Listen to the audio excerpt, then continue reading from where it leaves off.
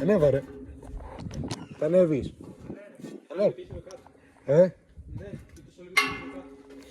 Λοιπόν. Τι και πέσω. Φαίνεται να κρατάει. Φαίνεται να κρατάει. Κάτι μοιάζει να κατέβει. Τώρα παιδιά, έχω ανέβει τέρμα πάνω. Πάρα πολύ πάνω. Ρε, γιατί... Κοιτάξτε πόσο πάνω είναι.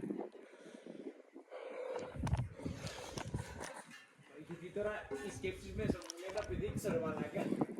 Τι λες ρε. Εγώ φοβάμαι που είμαι εδώ πέρα ρε, είχα πηδήξει εσύ.